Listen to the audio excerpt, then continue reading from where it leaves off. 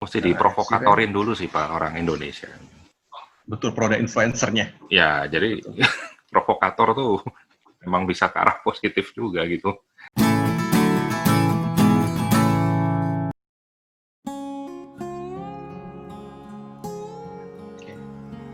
Mungkin bahas yang lebih general dulu Pak. Mungkin kayak rotan sintetik itu kan secara bahan seperti apa, terus mungkin bisa diapain aja ya kan, tekuk-tekuknya bisa sampai mana secara general. Mungkin rotan sintetis ini seperti apalah ya kan, apakah seperti rotan alami ya kan, kapabilitasnya atau mungkin bahkan bisa melampaui yang alami gitu. Yes. Kalau secara kenapa kita pakai rotan sintetis, jadi awalnya Zimmer berdiri itu memang sebelum Zimmer ada, memang kita udah ekspor banyak. Everything kita nggak ada yang jual di Indonesia, waktu itu ekspor semua. Itu bahannya rotan asli juga, mostly rotan asli. Jadi buat ekspor mereka dulu menghargai sekali rotan asli ya, kelihatannya tuh di orang foreigner itu kelihatannya eksotis lah, etnik lah, sangat etnik. Kalau rotan sintetis lebih modern kayak gitu. Nah, begitu di Indonesia itu masih jarang sekali sih rotan yang sintetis back then tahun 2010 ya. Dan rotan asli kurang gitu dihargain Pak di sini. Dan banyak kelemahannya ya. Di sini nggak bisa kelihatan apa ya. Belum belakangan ini sih Pak, yang baru ada desainer dari bahan rotan. Sebelumnya tuh belum ada Pak. Jadi model-modelnya tuh mungkin kelihatan old school, nggak kelihatan nggak elegan. Kalau sekarang sih udah banyak ya rotan asli tapi bisa dibikin elegan ya dari desainernya. Mesti diprovokatorin dulu sih Pak orang Indonesia. Betul, produk influencernya. Ya, jadi provokator tuh memang bisa ke arah positif juga gitu. Kalau nggak ada yang provokatorin, mau desain pun juga kelihatannya ada barangnya bagus ya mereka gitu. Ya referensi. Akhirnya kita pakai yang rotan sintetis, kita putusin untuk jual di Indonesia, di market Indonesia untuk bahan rotan sintetis. Bahan-bahan yang keluar dari pabrikan tuh sangat terukur Pak, dibanding pakai bahan yang alami. Kalau bahan rotan asli itu kan bahan alami ya, tergantung keadaan cuaca, masih di pengeringan beginilah. Ya, gimana dia tumbuh di alam aja ya kalau alami ya. Iya. Jadi kualitasnya kan berbeda-beda juga ya. Terus juga finishingnya lah, tergantung cuaca lagi. Jadi tergantung banyak faktor. Kalau kita ada proses produksi, selama kita banyak faktor yang nggak bisa kita kendalikan, itu bakal bermasalah, cukup rawan masalah nantinya.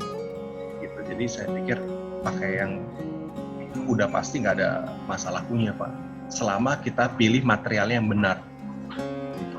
Jadi kita pilih aluminium yang benar, aluminium juga bukan sembarang aluminium Pak. Kita pilihannya detail sekali untuk aluminium, mulai dari tadi ukuran profil ya, ketebalan, sama aging tadi itu. Nah, samping itu kan juga ada rotan sintetis ya. Memang rotan sintetis ini kelihatannya simple Pak, tinggal pakai extruder. Tapi itu ya mungkin hanya orang-orang teknis yang paham bedanya yang mahal dengan yang murah sih Pak. Pakai plastik. Kalau Bapak mungkin tahu sama merek-merek yang abal-abal nggak jelas, harganya kan bisa setengahnya minimal Pak. Kayak kursi bakso, ada yang harga cuma 20.000. Harganya kok harga mahal bener. Nah, mirip lah seperti itu. Jadi itu kalau yang murah biasanya bahan recycle nih jauh lebih banyak, dan juga proses warnanya, pigmennya beda ya Pak. Ya kayak merek cat lah Pak, satu dari tapi second brandnya banyak gitu Pak. Tapi sama-sama warna merah gitu, tapi beda mereka gitu. Nah itu campuran kimianya itulah, itu rahasia perusahaan untuk mereka punya campuran, makanya bisa punya second brand. Kenapa? Ada yang mahalnya, ada yang versi murahnya, sampai yang cat yang kalau kita nyender pakai baju juga nempel di baju kita. Kan macam-macam ya kualitasnya. Bahannya mungkin sama-sama kapur, sama air, tapi kimianya kan yang berbeda. Mirip lah, kayak begitu rotan sintetis juga mirip, kimianya berbeda Pak. Kalau yang bagusan itu berbeda. Sekarang mungkin ada project lain Pak yang mau ditampilkan gitu Pak untuk pembahasan ini. Apakah di slide ini ada atau gimana gitu? Kalau di slide ini sih sampai yang ini aja nih, hasil jadi. Oh, ini hasil jadi kan ya? Kita tadi kan, Bapak kan ceiling pasang, saya kasih sih projectnya yang kayak gini. Ini udah jadi. Sama yang tadi hotel art hotel itu ya. Selain itu memang ada ya rumahan sih Pak. Ya kalau furniture saya yakin sih udah ini ya, udah amat sangat fasih ya. Betul. Ini contoh yang ini nih Pak. Ini nih ketemu nih Pak.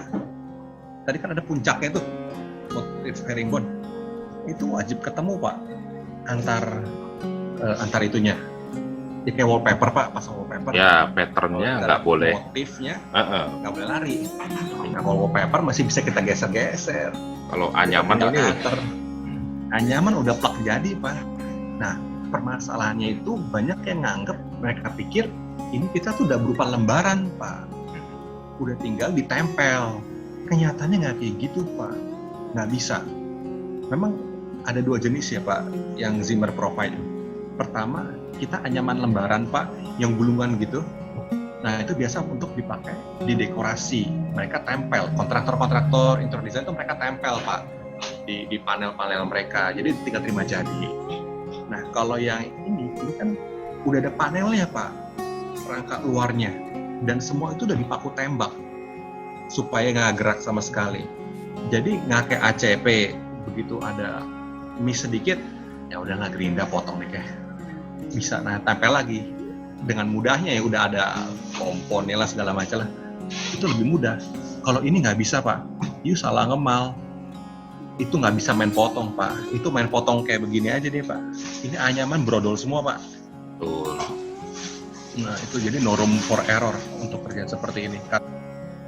Kita ngomong orang potong aja, aduh ini nggak bisa sama sekali, bener-bener repot yang sebelah sana. Jadi kalau nggak punya yang sangat sulit Pak untuk kerjaan kayak gini, karena memang ini pelajarannya kecuali pelajarannya adalah harus presisi lah ya intinya sebenarnya. Nah untuk Zimmer sendiri rencananya apa, nggak mencoba menerbitkan dolar untuk fasad atau bagaimana gitu? Misalkan jadi mungkin dia berupa modul-modul tertentu gitu, tapi ya udah tinggal pasang gitu misalkan. Jadi ya mungkin apakah dibayangkannya seperti kerak atau apa, kan dia kan juga modular. Nah mungkin apakah Zimmer bikin suatu pattern tertentu ya kan, pola ukuran sekian kali sekian, memang nggak akan bisa dipotong kayak kita jualan triplek memang. Betul.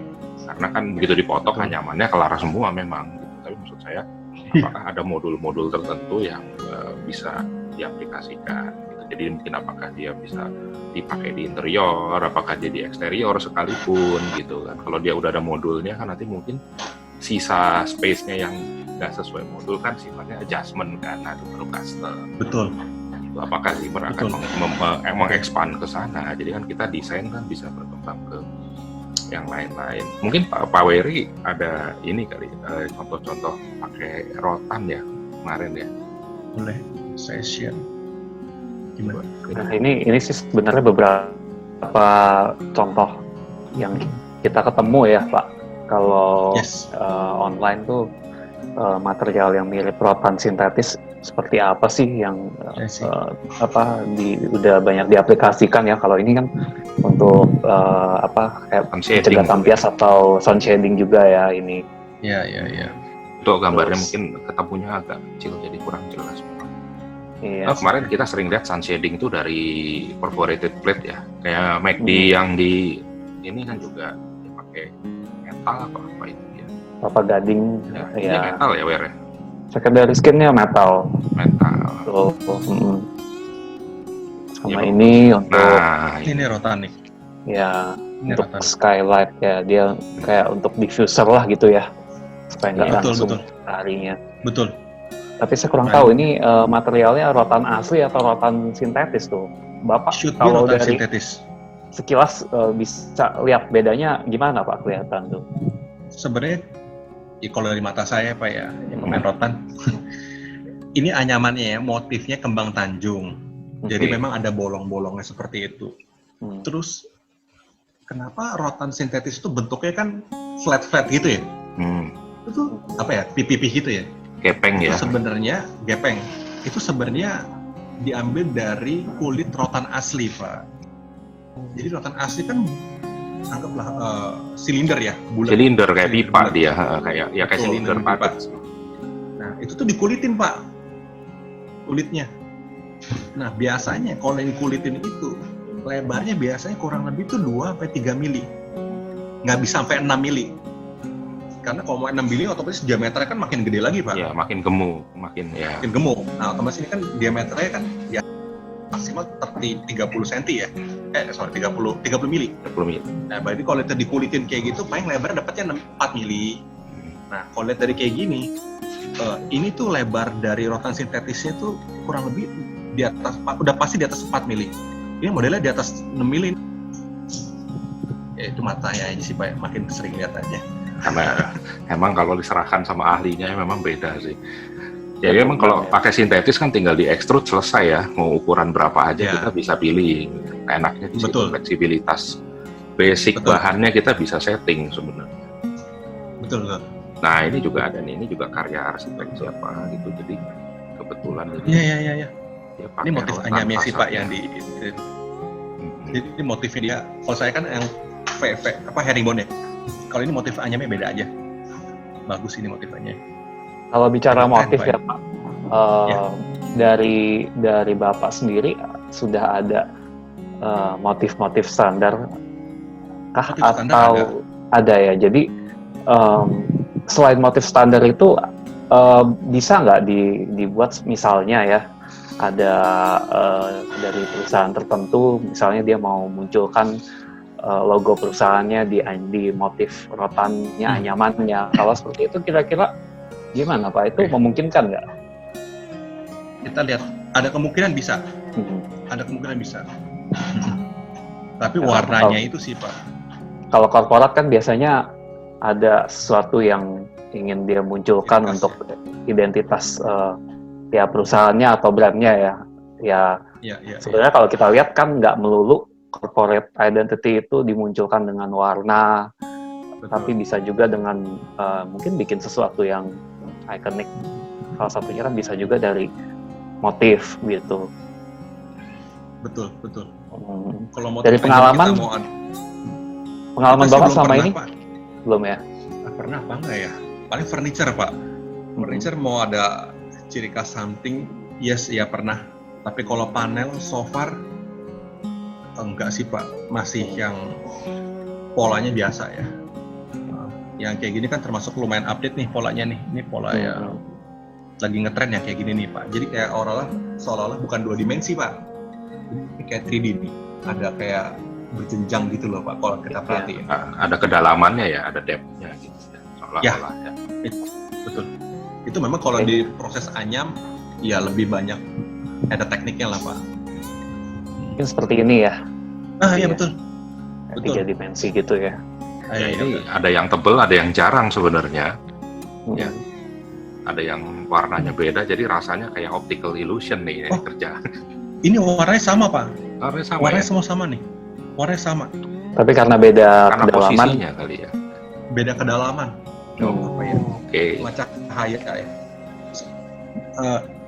Ini tuh kalau yang padat itu berjenjang satu kosong banyak satu lagi gitu loh Pak. Jadi sebenarnya satu warna apa? Optical illusion-nya hebat. Jadi sampai ke detail pun bisa kita explore ya untuk bisa dikejar berarti ya kalau gitu ya. Wah, asik juga nih. Enggak. Betul. Bisa hanya kali kan 2 dimensi ya, lebih ke mungkin ini malah kayu aja. Ini mungkin kayu atau bahkan alami atau apa ya. Rotan asli juga bisa sih. Ya, rotan aja sih. Simple ini bukan anyaman. Diikat-ikat aja. Ya, tapi sebetulnya rotan asli pun bisa aja ya disusun-susun seperti ini. Jadi kayak bilah-bilah aja gitu. Kalau dari Bapak sendiri, kalau sintetis kan outputnya selama ini anyaman ya? Kayak pasti anyaman ya Pak ya? Ada bentukan lain nggak selain anyaman? Ada. Jadi sebenarnya kayak begini Pak. Jadi pas rotan sintesisnya di-extrude berupa diameter. Gitu. Di-extrude bentuknya bulat ya? Bulat. Udah kayak jempol. Gitu. Cuman nggak bisa dianyam lagi Pak. Udah cuma bisa lurus doang. Nggak bisa diapa-apain lagi. Jadi sebenarnya dari Bapak sendiri nggak terbatas pada anyaman ya, bisa bentukannya apa aja, mau seperti bilah kah atau batangan kah, itu bisa aja ya? Bisa Pak. Tinggal kepala extrudernya aja itu yang digantikan. Iya.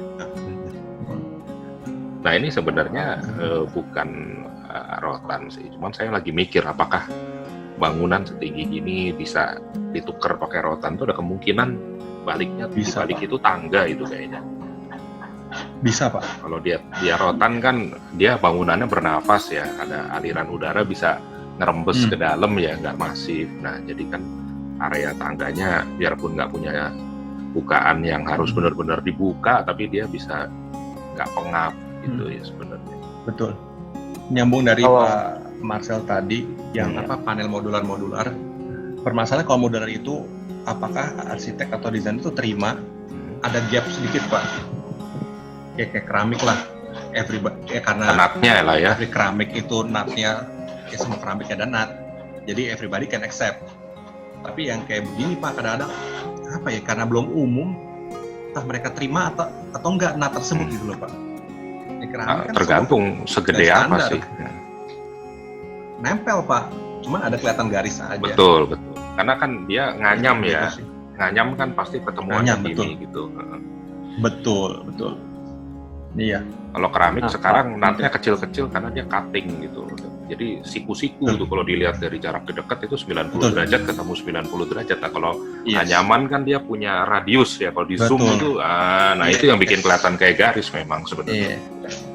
Kayak keramik KW3 Pak. Wah, itu. Ini kan kalau kita lihat di gambar ini kemungkinan ini bata ya yang disusun ya. Itu sebenarnya bata, nah, tapi kalau idenya pengen kalau itu jadi rotan sintetik, kemungkinan apakah achievable enggak? Itu bata itu, nyusunnya juga rapi lagi, hebat sih. Iya. Rapi nih, ini kerjanya rapi. Mungkin yang jadi pertanyaan saya soal material ini ya. Kan dari tadi disebut kalau rotan dibandingkan dengan material lain, metal atau misalnya ini bata, relatif lebih ringan. Memang secara struktural dia akan mengurangi beban bangunan, apalagi kalau dikali sekian banyak ya. Tapi saya pernah ketemu beberapa kasus, beberapa proyek yang lokasinya ini kebetulan di Bandung, di daerahnya agak tinggi, anginnya besar Pak. Yes. Jadi untuk kebetulan waktu itu yang saya dengar, mereka menggunakan material atap lembaran yang ringan. Jadi saat anginnya besar, atapnya terbang karena terlalu ringan Pak. Nah dari Bapak ada pernah R&D nggak dari material ini karena ringan misalnya, apakah ada batas ketinggiannya maksimal berapa lantai, di atas itu harus ada perkuatan ekstra kah atau ada perkuatan struktur tambahan kah? Gimana Pak ini? Itu sebenarnya enggak sih Pak, dari pemilihan aluminium itu Pak, sebenarnya kayak pesawat terbang kan semua kan bahannya dari aluminium ya. Nah aluminium itu lentur Pak. Kalau saking tipisnya itu kan mungkin satu lembar gitu ya, sedangkan kalau kita kan ada panel sekelilingnya ya gitu ya. Kalau Bapak perhatiin kalau misalnya pesawat terbang, Bapak duduk dekat jendela, dekat wingnya, itu wingnya bisa ngeplek loh. Iya. Kalau kelihatan gitu ya. Bisa lentur dia. Materi sangat lentur. Saya dulu pertama kali masih kampungan, ini gua selamat ya. Karena waktu itu lagi parah-parahnya Pak, ya kan 15 tahun lalu, ya berbagai macam maskapai waktu itu ya, kasus beli pesawat tua. Masing-masing ada yang jatuh aja pokoknya ya. Kan serem juga. Orang jadi parno gitu. jadi ya. Ternyata materialnya memang harus dibikin seperti itu, Pak. Nah, kalau dari kita juga sama. Aluminium itu punya sifat, dia punya tensile, apa namanya itu? Tegangan. Atau bahasa Inggris Tarik. Bukan tegangan ya. Saya nggak tahu bahasa Indonesianya deh. Bahasa Jermannya Bigofestigkeit. Dia itu bisa lentur cukup panjang, Pak. Dan bisa balik lagi ke bentuk semula. Bedanya, kalau besi, Pak, itu sangat stiff. Iya, nggak bisa kaku. gerak, Pak. Kaku, stiff. Sekali tekuk ya udah. Betul. Atau dia fraktur, pecah patah langsung. Setuju. Betul. Melampaui Kalau titik lengkungnya lewat, putus ya. yang lewat dia patah. Nah, kalau aluminium itu punya sangat tinggi, Pak. Jadi kalau kena angin pun dia masih bisa elastis. Minimal bengkok, nggak patah menurut saya. Kecuali dia pilih benar-benar aluminium yang asal, Pak. Ya aluminium kan juga ada grade-nya ya, tahu saya. Grade-nya lah ya. Grade-nya itu yang menentukan juga. Iya. Yang penting gini, Pak, kalau kayak gypsum kan sama lah, kita ngomong beli hollow 1 mili lah, 1,5 mili. Di sini dapat tekan enggak ya? Kalau kita enggak, Pak, kita benar-benar harus presisi. Ukurannya tebalnya segitu ya kita pakai segitu, Pak. Bahaya banget ya. Ya soalnya keteknikan ini kan sebenarnya kan punya pertanggungjawaban sebenarnya secara matematis ya kan sebenarnya gitu. Betul. Iya memang. Jadi kalau tinggi kena angin, it's okay, Pak. Capsule masih bisa ngeplek ini. Selama dia masih. Saya nggak tahu ya. Selama masih nyambung bisa melentur. Kan itu kan di gypsum di sekrup begitu ya, Pak ya. Asal kalau gypsumnya itu nggak kalah aja, Pak. Iya. Gitu loh. Nggak kalah. Tapi kalau fasad biasa bukan pakai hollow gypsum sih, Pak. Udah pasti yang besi yang lebih tebal. Iya. Besi siku biasanya kalau fasad itu. Betul. Ya, jadi kalau dari bidangnya sendiri karena biasanya nyaman dan sudah porus ya. Beban angin tuh nggak relatif lebih aman lah ya, Pak. Lebih fokusnya di rangkanya sendiri gitu ya. Betul. Fokus mau di rangka. Oke. Nah, tadi Bapak tunjukin itu kan rotan tapi diameter, Pak. Nah, rotan asli kayak begini, Pak. Ada yang kecil kayak gini nih. Dan diameternya 2-3 mili. Kalau tadi kan kita kan yang 6 mili. Itu skinnya, Pak, pilnya. Kalau ini rotan aslinya 3 mili ada kayak gini. Jadi motifnya bisa kelihatan seperti ini. Ya, kalau ini motif random juga sempat entah masih in nggak sekarang, Pak? Keren nggak tuh? Ya bikin motif random gitu. Seperti grid begini ya. Ini sih sejujur, ini belum random. Kalau random yang sebelahnya tuh, Pak, yang furniture tadi tuh, kita buat itu juga tuh. Kalau yang ini kita bahas dulu. Motif anyaman yang seperti ini, Pak, yang ada celahnya, ini sebenarnya bukan untuk dilewatin orang. Ini biasanya rada keluar nih, Pak. Karena begitu tangan kita jahil, nah udah tuh, Pak, berantakan tuh, Pak. Jadi nggak boleh yang heavy traffic ya. Betul. Nggak bisa tuh. Tapi ini sirkulasi nih kelihatannya. Ini koridor tuh dia. Koridor kayaknya nih. Ini kalau dari sini, Pak, mungkin ini Art Hotel di Jogja kali ini. Dia ada bagian yang luar yang mirip kayak begini nih, Pak. Bukan buat orang lewat. Just buat apa ya? Screen aja ya. Shading screen ya. Aja lah. Oke. Jadi dekoratif. Betul. Ya, kalau furniture ya udah tahu ya, umum ya biasanya di penutupnya lemari, daunnya gitu ya. Iya. Itu banyak dipakai kalau itu. Yang kita kerjain mirip kayak gini juga nih di Royal Tulip di Gunung Gelis ya. Nah, ini mungkin yang lebih ke seperti 3D itu tadi ya, Pak ya? Yang tadi sama. Agak ada cekungannya gitu ya. Betul. Nah, ini kita juga pernah mirip bikin kayak gini kok. Di apartemen Four Winds ya, di rooftopnya. Mirip.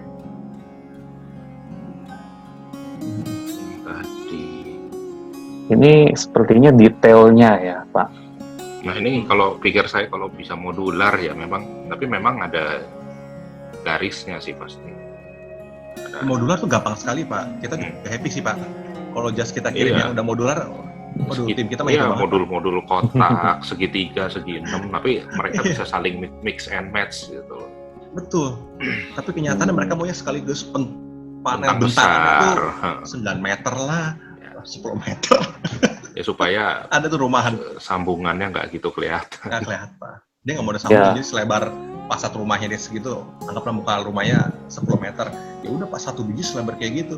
Walaupun transportnya susah setengah mati, kan buat rumah kan nggak semua bisa lewat yang tronton ya Pak. Betul. Mobilisasinya ya yang jadi. Mobilisasinya susah Pak. Masuk kompleknya kan ya gitu sih Pak.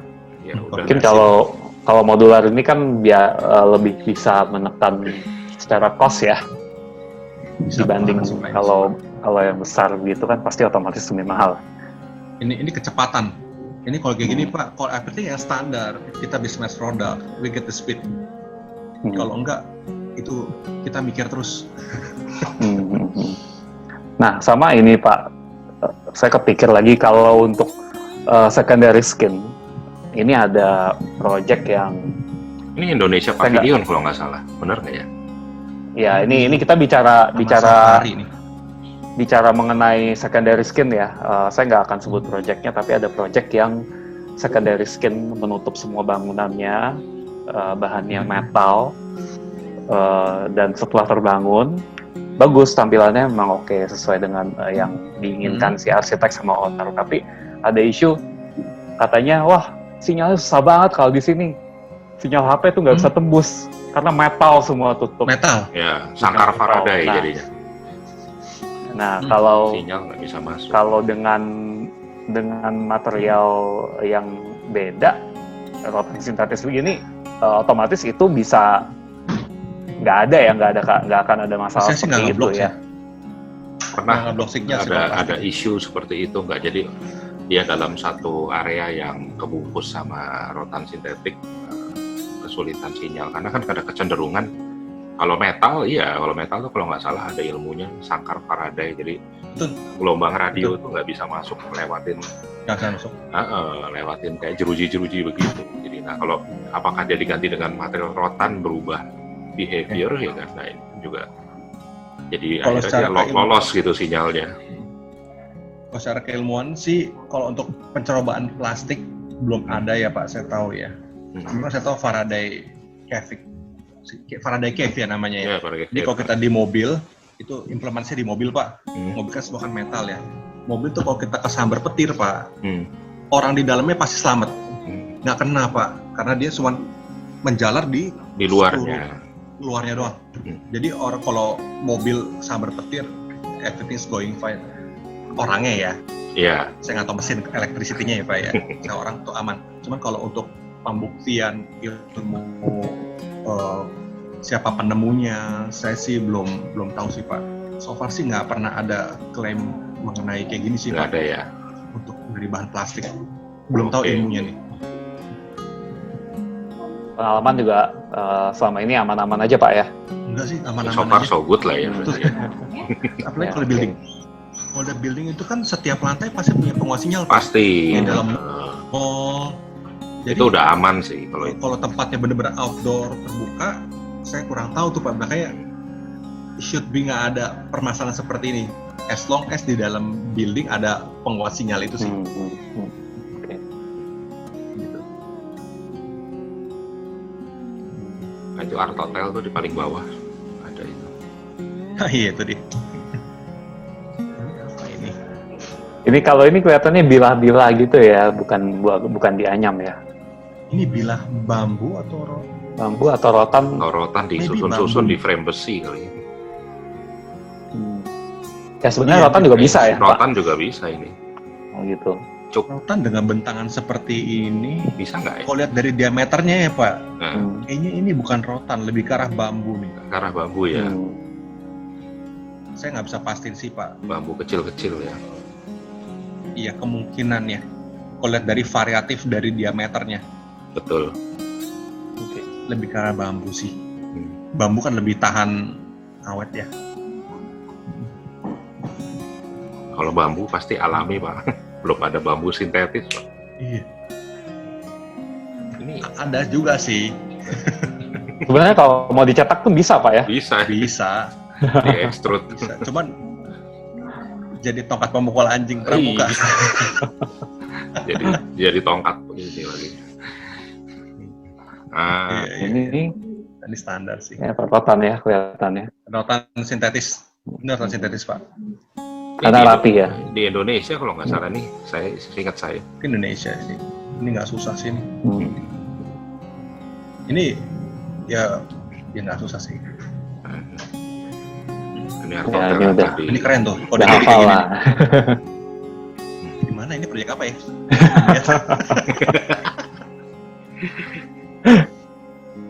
Oke, ya kalau dari saya itu mungkin dari Pak Evan ada yang mau tambahin lagi? Nah, sebenarnya sih kalau buat arsitek ada yang cara ngakalin nih supaya kan human labor kan beda-beda skillnya.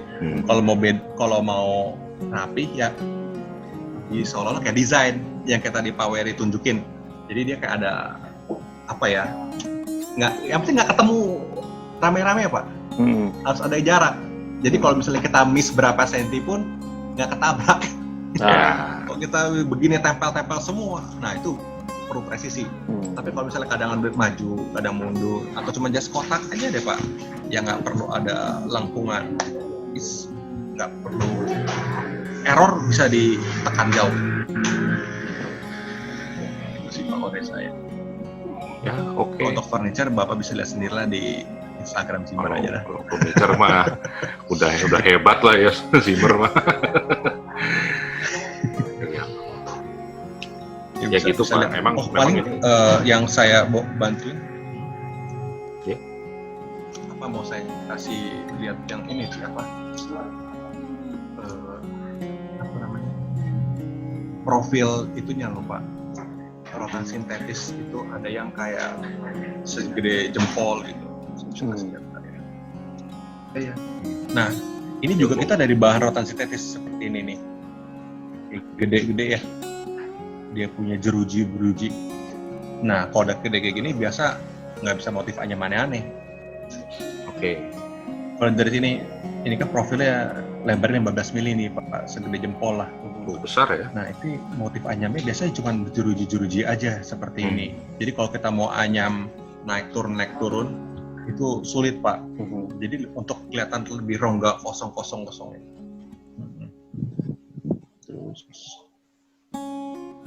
Nah, ini yang tadi nih, yang di tempat hotel yang sama.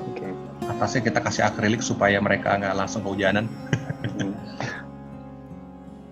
Nah ini motif anyak macak yang seperti ini nih Pak.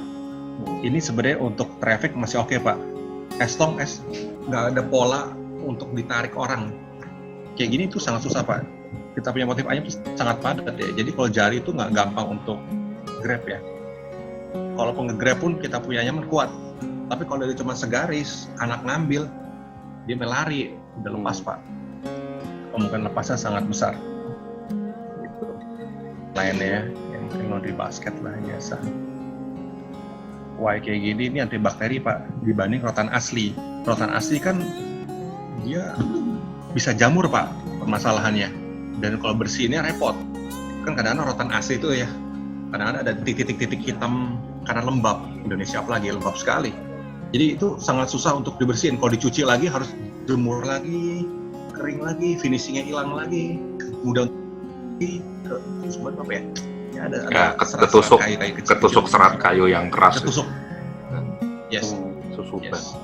Kalau ini tinggal dicuci, jadi nggak ada susuban lagi dan ya kalau sekarang konsentrasi orang lebih ke arah antibakteri, antivirus, ya barang seperti ini Pak yang bisa dicuci.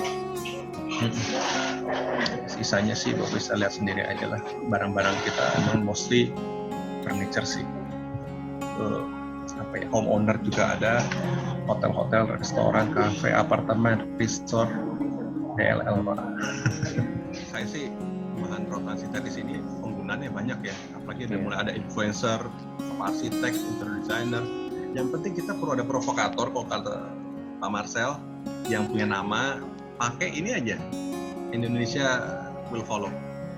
Sama kayak produk rotan sintetis, sama itu awalnya di Indonesia nggak ngetren, Tapi begitu lihat semua yang dipakai di Amerika, di Eropa, and they know it made in Indonesia, ya baru pakai Pak. Ya memang. Jadi awalnya juga gitu ya. Selalu semua mesti muter keluar dulu memang. Sampai di sana dipakai dulu. Orang kayaknya yakin kalau orang luar berani pakai. Kalau orang luar berani pakai, baru orang kita berani pakai. Sebenarnya agak kelamaan sih sebenarnya istilahnya. Kenapa nggak kita pakai dulu? Indonesia pasti ketinggalan tren, kemungkinan besarnya Pak. Kemungkinan besarnya. Jadi dulu waktu awal-awal juga, saya tahu waktu di Eropa itu tahun 2007 aja tuh rotan sintetis yang keren-keren Pak ya. Desainer Itali, Prancis, itu pakai rotan sintetis. Begitu saya tahu tuh made in Indonesia, dan saya pulang ke Indonesia, ada barang ini, wah gila. Orang Indonesia nggak menghargai banget. Ya memang kadang-kadang begitu sih Pak. Dipakai dulu di kalangan desainernya mereka, dan akhirnya kita berpakai deh. Karena sama-sama made in Cirebon Pak. Nggak cuma rotan sih sebenarnya, aneh beberapa bahan tertentu kayak bambu ya kan. Bambu ini kita juga kemarin ada pembahasan sama orang Indonesia yang mendalami bambu itu. Proyek-proyek dia sampai ke Maldives juga, bikin bangunan bentang 50 meter kan pakai bambu. Biasanya kita cuma pakai baja ya kan, rangka Cremona gitu, tapi karena dihajar bambu dan terbuktikan secara keteknikan pun dia uji gitu, tarik tekan ya kan. Bahkan di Bandung itu ada bambu. Di rumah ada rumah yang ini ya Wer ya, tulangannya dari bambu. Ya sebenarnya udah umum, bahkan udah umum di Indonesia dari zaman Belanda pun udah umum dipakai, cuma entah kenapa kita melupakan itu. Yes. Menurut saya sih tren kayak gini Pak, itu tren bakal balik, saya pelajarin nih 30 tahun, 40 tahun pasti baik lagi Pak. So far seperti itu ya. Jadi kayak bambu dulu pernah ngetren, udah tinggal tunggu waktunya lagi Pak. Yang saya perhatiin belajar desain model kursi, itu kursi yang model lebih dari 50 tahun bisa tren lagi Pak sekarang. Ya. Udah tinggal siklus ya. Urutan siklusnya aja lah. Iya. Saya juga ingat zaman dulu tuh ada kursi yang seperti bahannya kayak karet gitu, kayak tali-tali gitu. Oh, yang dililit-lilit karet ya, warna-warni itu. Sekarang lagi. Betul. Kecil kan ada tuh. Pasti tahu lah, kita sangkatan. Yang warna hijau merah. Iya, hijau merah itu. Nah itu kan belakangan sempat kelihatan tuh ini kayaknya muncul lagi ya. Betul. Terus saya kepikir kalau dulu karet mungkin panas, dan kursi itu kan kalau udah agak lama kena panas dia meleleh, lengket. Betul. Letoy loh habis itu. Muai. Nah iya, justru saya kepikir ini kayaknya bisa nih pakai rotan sintetis juga. Iya, pengganti karetnya. Atau gimana? Kita bikin. Iya, pengganti karet. Gitu. Yes, betul. Kita udah lebih ke arah desainnya sama Pak. Cuma material di-re-engineer aja ya. Betul. More advance material supaya kekurangan propertiesnya tuh ketutup Pak. Gitu sih. Sama rotan sintetis juga sama, kekurangan properties yang di rotan asli itu tutup, makanya ada rotan sintetis. Kalau ada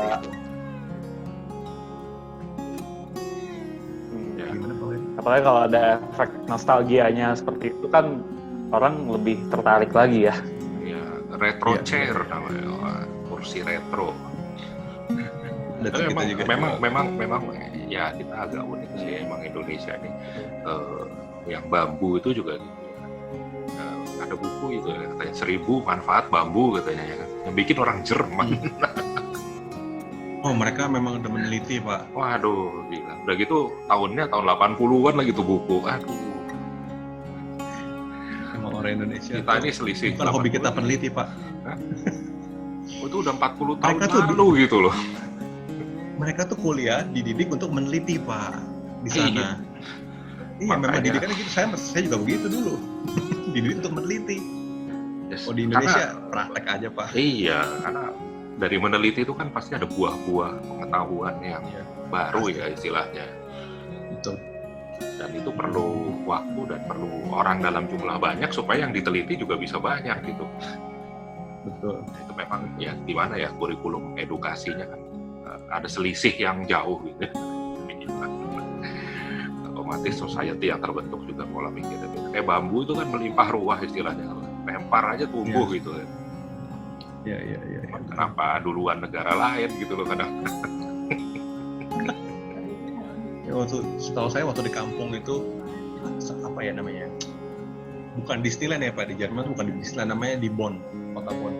Saya lupa. Ada semacam kayak playground kayak Disneyland gitu ya Pak.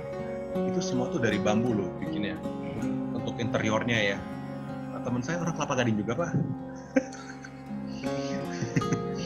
Bikin untuk apa?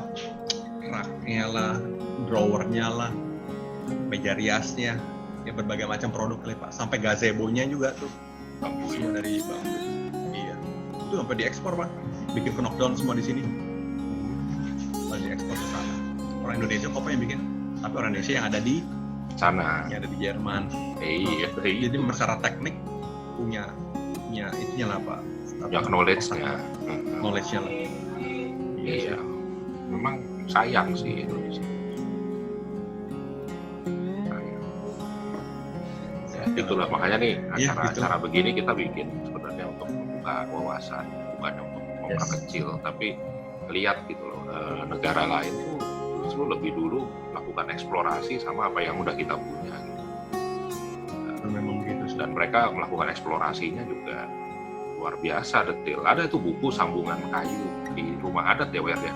Rumah tradisional di Indonesia ya. Satu buku tebel isinya mengenai sambungan-sambungan keteknikan rumah tradisional. Yang bikin bule lagi. Bule. Lebih di Indonesia. Tapi itu barangnya barang kebudayaan kita, rumah adat. Iya. Sedih juga gitu. Betul. Ya itu makanya kita kadang-kadang ya take it for granted-nya berlebih. Iya, memang gitu sih.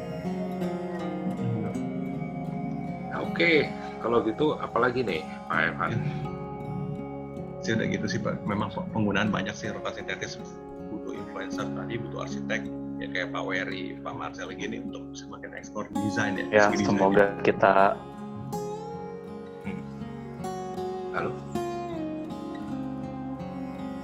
Dari segi desain pasti kalau Pak Wery, Pak Marcel kan yang punya knowledge-nya seperti itu ya. Kalau kita kan memang produsen, aplikator, ya kita punya skill untuk how to realize-nya lah. Ya sama kayak arsitek sama teknik sipil lah kontraktor. Memang semua harus kurang lebih kayak kolaborasi lah. Ya. Betul.